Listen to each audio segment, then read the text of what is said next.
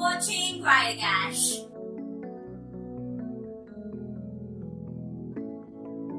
I'm going to be doing a book talk for Lord of Shadows today, and let me start by saying that this book is something. It literally wrecked me, and I just can't wait for the next book. And even though we'll have to wait till 2019 to read the third book in the series, I really have to say that this book was amazing, but at the same time it literally tore me apart. It wrecked me. It was so intense, and like every other book by Cassandra Clare, it pulls you in and then crushes you but makes the pain so good. So you can't really read this book without reading Lady Midnight, and you can't read Lady Midnight without reading unless you've read the rest of the Shadowhunter Chronicles. So if you aren't on board with the Shadowhunter Chronicles, you really should get on board because it's amazing. It's one of my favorite series in the entire world.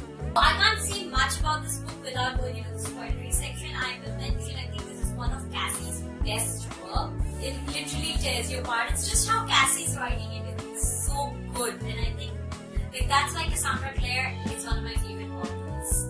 And I kept a death tally throughout the book. I've been using post-its to keep notes, like tiny post-its here and there, and these post-its have like death number 1 and like what I felt about it, death number 2, and like tiny areas where I really tiny things I really loved about it. Like on page 327 I have got a post-it that says Tessa, Wills, Cordelia and Lucy. So like tiny things like that to help me with the notes when I was done with the book, because I did not want to stop reading the book long enough to take notes for the video.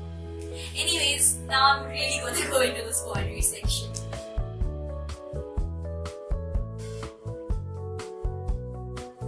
Okay, so the book started off with Kit in the institute, and as we can see, like Kit is not comfortable being in the institute because he wasn't raised a Shadowhunter. He was raised to believe that Shadowhunters were bad.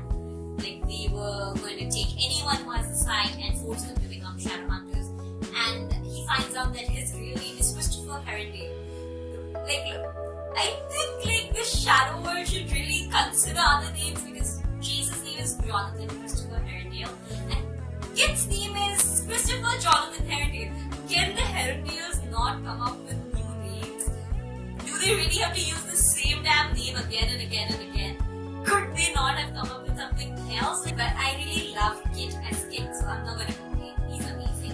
And his relationship with the twins as the book progresses, I love that, and how they develop, I absolutely love that, and the ending literally hurt me. I'm getting ahead of myself. So anyways, when the book began, we see Kit, and then Chase comes in, and I literally was like so happy because I love Chase, I love Cleus, I love everyone from the New York Institute, I love Alec, Magnus, and we got to see them. We got to see Malik with their kids in this book, and it was like so good. I really just stop moving my hands. Anyway, so it was so good, and I had so much fun reading about Max and Raphael, and it was like heartbreaking to see all of them and knowing that something may happen to them, because I was constantly afraid. Because Cassie had told us that 4 people were going to die in this book, 4 people we were familiar with. So I was really scared when Clary goes and admits to Emma that she knows that she's going to die. And she tells Emma that don't tell anyone right now. After I die, tell Chase, that's why I said. And like any other reason would have been fine with me. Even if Clary really didn't want to marry Chase, that would have been fine with me. The idea of Clary dying, now that is something that I can't even fathom. I love Clary. I think Clary was one of the first female characters that I really looked up to, because she didn't come from a world where she knew how to be a Shadowhunter. She didn't have that kind of an upbringing, but she learned how to fight for herself, and she became one of the best warriors, and I really appreciate her for that. And she's just so inspirational, and the idea of something happening to her, that really, really hurts me. Now, like moving on to the Centurions, how the hell can each one of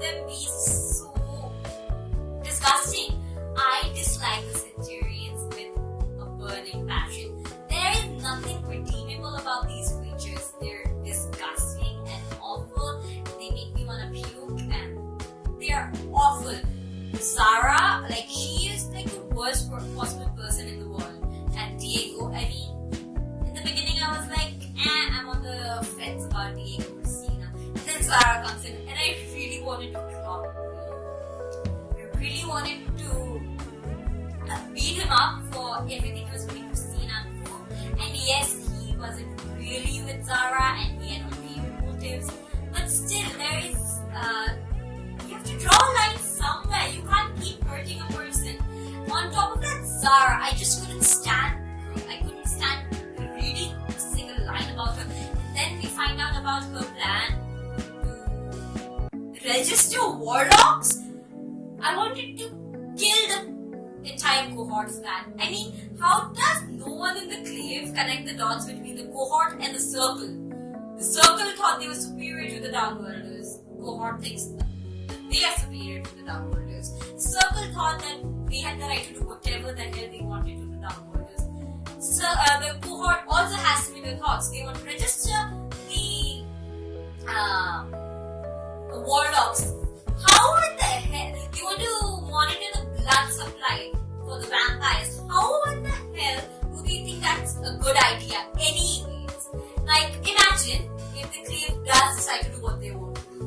None of the downworlders would side with that. Number one. Number two, the downworlders will band together against the clave. And to be honest, no matter how strong the clave is, the downworld is way stronger. They've got vampires, super speed, super strength, werewolves. Again, these people are super strong. And then they have warlocks. They can like vaporize everyone in a room with one click. And what happened with Magnus and Tessa in the end? Like Magnus mentioned that he was weakened, and Tessa was also going through something similar. And I thought that maybe the cohort had something to do with it.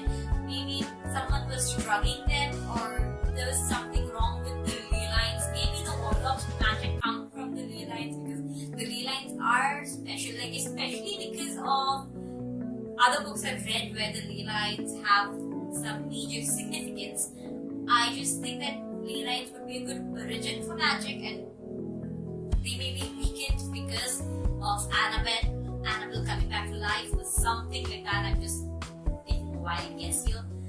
Anyways, so I really hope nothing happens to Magnus. At the end of this book, he's still alive and he's just really sick. He will get back his energy, or like I hope he's okay. Anyways, I kind of really like Mark and Emma's relationship, because like Mark, when he found out that Emma wanted him to be pretended, Emma wanted him to pretend to be her boyfriend to, lie to Julian. He didn't know why she wanted to do it, but it was enough that she told him it was to protect Julian. He really does care about his family, and we see that again and again in this book. Yes, he does want to save Kieran, but he does love Kieran at the end of the day. And Mark, he's been through so much in the Wild Hunt. It took him a while to readjust with his family, but he loves them so fiercely. He loves every one of them. He's there for Ty, he's there for Liz, he's there for Drew and Tammy. He takes care of them while Julian and Emma are in... I don't know the name of the place. While Julian and Emma are away. And like you can see how much Julian loves his brothers and sisters. He goes into fairy with Mark because he wants to protect his brother. At the end of the day, there's nothing that matters more to Julian than his family. He would do anything for his family and Emma. And like that scares me.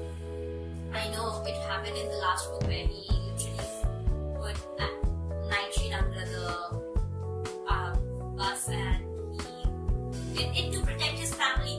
Like the idea of him like destroying every Parabatai born in the universe because of his love for Emma, that scares me. I don't think Emma would be okay with it. That would take not only their relationship but his position in the world, and the thought of something like that happening, the bond between Chase and Alec breaking, that would leave them both hollow. That would leave Clary and Simon hollow. And that would leave both Emma and Julian hollow. And like, I remember reading about Dylan Gem and how much their bond meant to them. And that's like one of the places where the Parvatai bond had been given a lot of significance. And like the thought of that bond no longer existing really terrifies me. I really hope that in the next book they find a way for the effects of the relationship between the two of them becoming non-existent, like they don't go crazy or something like that. They find a loophole. Maybe like one of them kind of dies and comes back to life, like Chase did in City of Glass. Maybe suppose Emma dies or Julian dies and the angels bring them back to life, like they want Chase. They get a favor from one of the angels or something like that. And we have had angels appear in both the series. We've had Angel Michael appear, we've had Angel Rizal appear, and we've had Ithuriel appear in Watchmen's. We've had Ithuriel also appear in Infernal Devices. So I'm expecting Ithuriel to appear in this because he's been a constant in all the series. He and Magnus Wayne are the only constants in all the series. Okay, Tessa is also a constant and so is Jen. But all those people have appeared in all three series, and Ithuriel was one of the people who appeared in both the series, so I want to appear here, and maybe he can save Clary and break the bond between Emma and Julian. Can the angels break the bond between Parvati? Like, if they can, couldn't they convince an angel instead of making a deal with the Sealing Queen? Also, now going back to their time in Fairy, Emma, Julian, and Christina go into the fairy realm after Mark, and they each get some kind of promise from, like, they each are told, each of them is told about something they find in the fairy realm. Emma is told that she's gonna see her parents. She's gonna see the face of a loved one that she's lost, and she sees her father. Like, that scene was heartbreaking because I knew it wasn't her father. But imagine the poor girl, she's seeing her father and she's holding a sword to his neck and she has to kill him. Obviously she wasn't going to, and I understand what she did, and it made me hate the unseen thing so much, to put her through so much mental torture, like thinking that your parents' life is in your hand and that you are going to kill them. That's, like, I cannot fathom how bad that was felt. And then Julian gets told that he'll find someone who knows how to break the Parvati curse, and Christina is told that she will help broker the deal between the fairies and broker the deal that will break this gold piece. And Mark gets told he's gonna fly with the wild hand again, and all of their predictions do come true. Mark's one is the only one that is not bittersweet because Emma sees her father, but it's not in the way that anyone would have wanted. Julian gets told how to break the curse, but it is also the most horrifying way to break a curse because every Parvati bond will be broken. And he'd have to give the black book to the fairy queen. And there's no one worse than the Sealing Queen. We've already seen her disgusting nature in the previous book. And we know that she's better than the Unsealing King, but not by much because the Unsealing King is outright disgusting and cruel. He's not gonna hide it. But the Sealing Queen, she herself is cruel, but she's gonna hide it. She's gonna trick you with good, nice, lucrative words that's gonna make you side with her, even though she's not someone you should be siding with.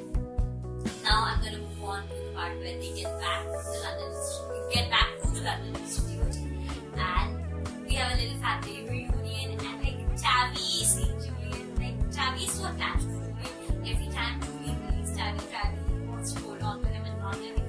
And Julian comes, Tabby won't let Julian go. It just shows the kind of bond he has with his siblings.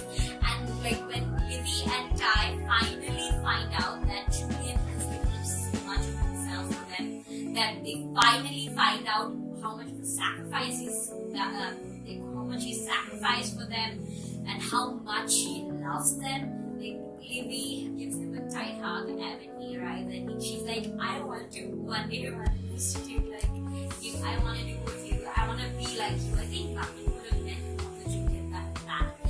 And when Ty expresses his love for Julian in his personal way, and happened to him. I don't want to cry right now. Anyway, so the first death was John Cartwright during the battle. And during the battle at the LA Institute when all the centurions are fighting now. And the second death was Arthur. And that kind of hurt me more than John. John wasn't a bad guy, but he wasn't someone I was overtly attached to. He was fine. That's what my thoughts were, John. He's fine. And Arthur, like, in the last book, there wasn't much respect that I had for him, but I understood he was suffering from something. Like, he reminded me of Henry from the Infernal Devices, because at the end of the day, I think Henry had a slight touch of lunacy, and then Christopher Lightfoot had a slight touch of lunacy. If you read The Shadow of the Chronicles, you'll know that, because, like, it's mentioned in passing. Tell me if I've got the name wrong, but for some reason in my mind, it's Christopher Lightfoot. Anyways, so moving on. So these are the two people who've had lunacy that we know of, and I love Henry. I absolutely love Henry, and I'm pretty sure when I read The Last Hours, I will love Christopher too. And like Arthur, I understand like how hard it was for him, especially since his mind was broken by the fairies, and everything that happened to him was awful. And then he goes and sacrifices himself for the sake of his family, for the children, and that's when I had nothing but respect for him. I had nothing but absolute love for him when that happened, because he did a noble thing. He sacrificed himself for children, and there's nothing greater than that. I feel bad for Julian because he had to watch it and he couldn't do anything, like he mentioned in the CD code when the queen offered him that, and it was really sad watching him die. But the third and the fourth deaths, that is what affected me the most, and the fourth one literally broke me, and I wanted to die for a minute there when that happened. Anyways, moving on. Going back to the London Institute. Oh my god, we got to see Bridget and Jessamine. It's Jessamine, right? Anyways, so we got to see Bridget again. How the hell is she alive? She was there during the Infernal Devices. She was the replacement for the cook. I remember that. And she helped raise James and Lucy, who are both dead, by the way. They are both dead, and Bridget is still alive. Also, how many, like, the family tree is so confusing. If Bridget is still alive, and she is ancient, yes, but she's not that old. And James and Lucy were both born in the 1900s. And I think they were born in the 1900s. Maybe not. They were probably, I don't know when they were born. I've not checked. And I've checked or forgotten something like that. Anyway, so like how many generations are there between James and Lucy and Julian? And Julian is Lucy's descendant because Lucy got married to Jesse Blackthorne, whose descendant is Julian. And they keep saying that the Herondales are great, Julian is as much related to Tessa and Will as Jace is. Why does the last name matter when they got the same blood? They say that the Herondales have a touch with the angels. Excuse me, the same line, the same blood runs down the Blackthorne line. Julian has the same blood from Tessa and Will as Jace does. And like, yes, Jace has the extra angel blood because of it, Valentine. But I think like it's often overlooked that Lucy is a Herondale. And as a Herondale, she has a connection with the angel too. And that would mean her descendants, her children, and their children after that would also should have had the same like importance as the direct Herondales. I love Will and I love James and Lucy, but they often overlook the female side of the line. And yes, I get that kind of happens because her line became the Blackthorns, but still, at the end of the day, they have the Herondale blood, and that means that Julian is related to Jace very distantly, but kind of, and it's very, very distant. If I'm going to consider them related, I have to consider a lot more people related, and that's just going to complicate everything. I'm going to move on from this now. one more thing related to Lucy, Will, and James. Like the Sherlock Holmes in the library, they had James's name inscribed on it, and that literally made me like so happy. Also, Tessa is constantly looking for Herondales, right? To find her descendants. She was looking for Kit. What about Julian? She should be looking out for Julian too, because she's as much related to Julian as she is to Kit. And I really want this addressed in the future because Tessa is, I think, his great-grandmother, great-great-grandmother, something like that. And she's equally related to both of them. And I really, really want her to have a moment with Julian where she talks about Lucy. She's constantly talking to James about the Herondale line. But the Herondale line is as much in the Blackthorn blood as it is in the Herondale blood. Anyways, I'm getting a little passionate about this. Moving on, like I was saying, there are books with James' name inscribed on it. There are books where Will has scribbled, and it's just a whole wave of nostalgia. And there's a picture in the room Emma is in with Will and Tessa and Lucy and Cordelia, and that's just so cute. And like Cordelia is holding Cortana. It's just beautiful. I absolutely love it. Now I want to talk about Diana. The thing that happened with Diana in this book, hands down, absolutely shocked. But I was so happy about it. Like, we finally learned why Diana wouldn't take up her decision at the institute. That's because when they're gonna swear her in and they're gonna ask her what is the name you were born with, she would have to say David instead of Diana, and that would be controversial in the world of the clave, especially since she went through mundane medicine for that, and she would probably be sentenced to Silent City for that. And let's just say that I have nothing but absolute respect for Cassie because she did this.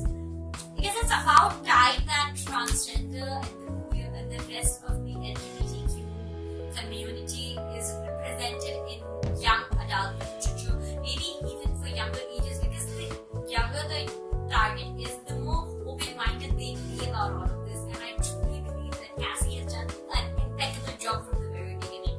We've had Magnus, who is amazing, and he's the god of all glitter, and we've had Malik. They're like one of the best ships in the world for me, and they're my top 10, and I absolutely love them. And Cassie has always been open to accepting multiple races in her books.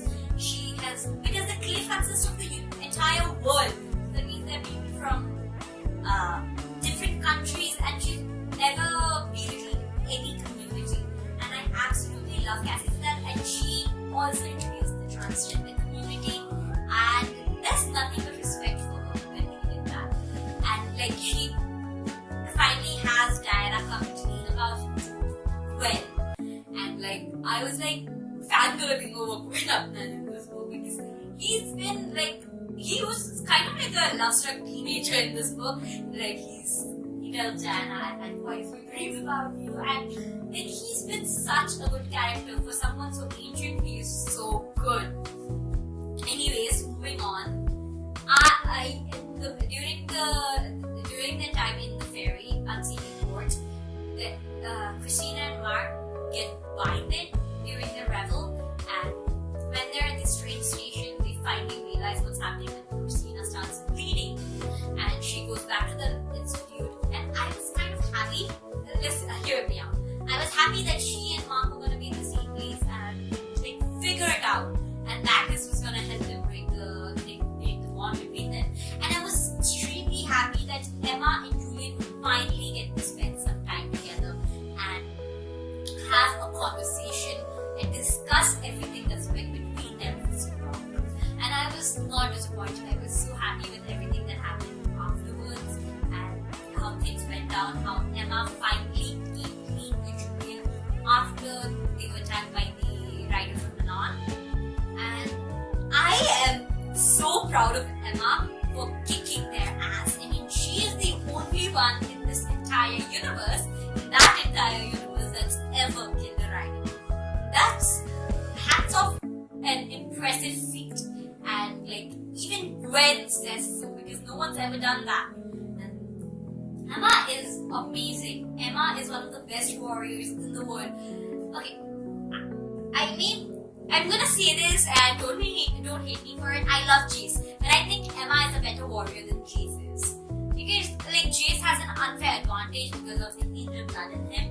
He's got extra strength, extra speed than most Shadowhunters. But Emma, she's completely normal, and yet she's such a great fighter. She's done something Jace never has. Jace never has killed a rider of the None. Emma has. Moving on. So after that, they have that moment in Malcolm's house, and like when Magnus walks in on them, he's like, shit, Paramatine. And like, Magnus knows about the curse, and then Julian and Magnus have the good talk, and then I was kind of happy that, like, at the end of the day, even though they both know they love each other, and they both know, now Julian is well aware that Emma was never with Mark, and like, you could see a weight lifted off his chest when that happened, and then when he sees Mark again, he tells him, I know Emma told me everything, and that's like a barrier between Mark and Julian was removed when that happened. So anyways, so I love the fact that even though they loved each other, they kept their distance. Like, they didn't, like, they knew the dangers of it, and they were smart about it, and I love them for that. And I absolutely love that even though they would have like destroyed them, broke their hearts, they were ready. Emma was ready to exile herself in order to protect Julian's siblings, to protect their family, and to protect each other. That's what being Paramatine means. It's to love it like unconditionally. I really wish Valentine understood the value of being Paramatine, because he did not love his Paramatine unconditionally. Okay, moving on. Let's talk about the ending. I know this has dragged on for far too long, and I'm just going to end it right now after talking about the ending. The ending broke my heart. Like, after everything Robert promised them. Now, Robert, I've always been skeptical about him, but like, ever since Max came into the picture, like baby Max came into the picture, like, Robert got a new sense of respect to me. He was such a good grandfather to his grandchildren, and he loved them so dearly. He loved his children, and he was a good person at the end of the day. He was a respectable man, and he would have done whatever he could to protect the world. And Annabelle killed him, and that broke me. And when Alec ran into his dad, you can literally feel his heart break. And then Livy died. And that was the worst scene in the book. And then in the end, Julian's like, Livy, my baby, just like open your eyes. And like, what is the thing? The thing that really bugs me is that why did no one try the rune on her, the Irisate on her? Like, he was still speaking when Julian had her in his arms. He could have used the rune to protect her, save her life. And maybe I'm being absolutely naive, and maybe that wasn't possible. But if Livy dying, that just absolutely destroys my heart. Anyways, give me a minute. Okay, like, imagine, like, Ty is unconscious when Livy dies. What happens when he wakes up, when he sees his sister dead, when he sees his twin dead? He's already been blaming himself for her getting hurt once when they were at the Shadow Market in London. Was killing Max not enough? Was taking away one child not enough? And to be honest, I wasn't that attached to Max. And that makes me an awful person. It killed me that Max died, yes, but it was more because of the pain it put Izzy through than anything else. But here, I'm actually hurting because Livy died. Livy meant something to me, and Livy died. Imagine Tavi coming back home and seeing his sister gone. Tavi was sent away. He clung on to Julian and begged him not to send him away, begged him not to leave him. And then when he comes back to his family, he sees his big sister dead. He sees her gone. How does he cope with that? He's a baby, for goodness sake. He's 7. God. Speaking speaking of Tabby, I was absolutely in love with Tabby in this book, and we get this scene with Tabby and Max and Raphael, and Tabby's teaching them how to play that game. It's so cute, just like Tabby is adorable. And right now I'm just trying to think of happy stuff, because I want to cry because of what happened to me. And Tabby is the cutest thing that's gonna make me laugh. Anyways, let's talk about Shade. When Livy, Ty and Kit visit the London Shadow Market, the person that helps them is Shade. Okay, do you guys remember Anne Shade and John Shade, parents of Axel Mortmain, or whatever his name was? Anyways, do you guys remember them? Do you think this Shade has something to do with them? And is it something to do with what happened in the Infernal Devices? Because if it does, then you can bet that Tessa is going to have a huge role to play in this. So is Jem, because they fought Mortmain. They were the ones who took down Axel Mortmain once. And I think that could be something that happens in this book. Also, do you think Kit's mother was a Fae? I know it's a random thought, but look at the facts. One of the Kit doesn't know who his mother is.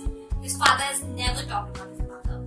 Number 2, the writers of Manan, one of them looked at Kit and was like, your face is familiar. He looks at Kit and he recognizes him somewhere.